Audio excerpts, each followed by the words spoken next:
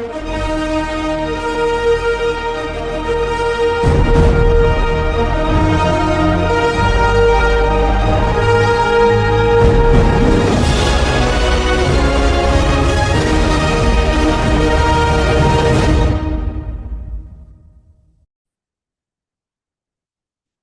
you already know, New York City just selected a brand new mayor, Zorhan Mondami.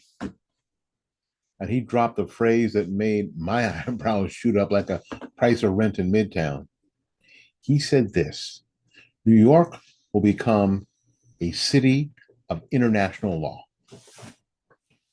Now, listen, I don't know what your spidey sense does when you hear that, but mine quietly tapped me on the shoulder and said, "Hey, boss, run that back again."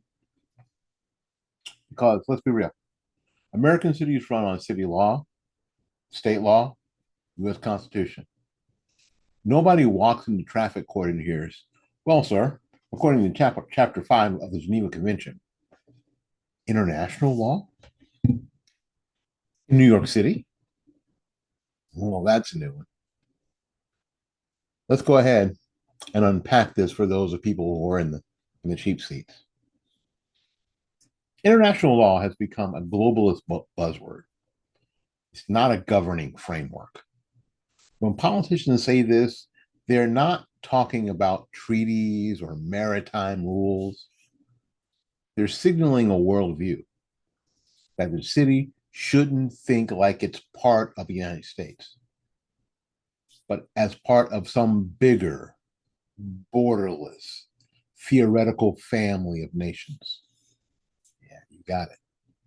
Now, it may sound sweet at brunch in Brooklyn, but it makes zero sense for running a city where half the subway stations smell like somebody's regret. Okay.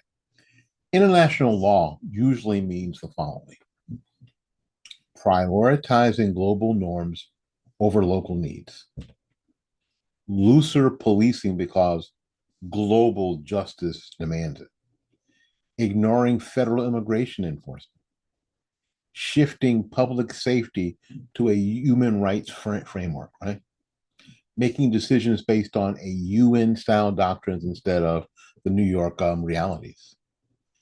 It's basically handing the steering wheel to ideas that nobody voted for. And look, New Yorkers didn't elect a secretary general, they elected a mayor. All right. Now, you've got crime concerns, you got an affordability crisis, you got housing shortages, a municipal budget that's been duct taped together since the Bloomberg years. Okay. Now the new guy wants to talk like he's auditioning for The Hague. Buddy, fix the rats first.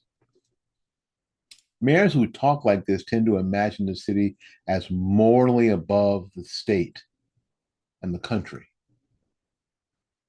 That's how you get sanctuary policies that ignore federal law, international style rights framework that ties the hands of police, and economic policies meant to impress the World Economic Forum, not the commuters in Queens. It's subtle, but it's there.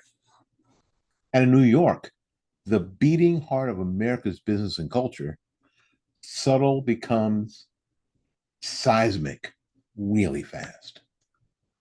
All right. So yes, the topic we absolutely need to talk about on this program, yes. Because when a US city starts describing itself using foreign policy vocabulary, you better believe the public deserves to know what's behind the curtain. Now, I'm not saying panic, but I am saying pay attention.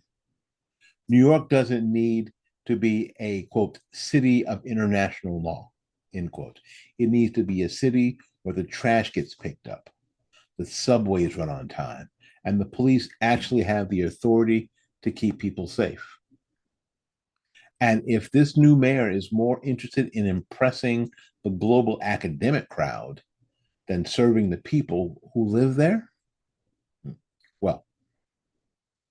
That's when New Yorkers are going to have a very international conversation with them in the voting booth. Until we see you again, go out there and learn something, love somebody, and for goodness sakes, y'all take care of yourself. We'll see you when we see you. Bye bye now.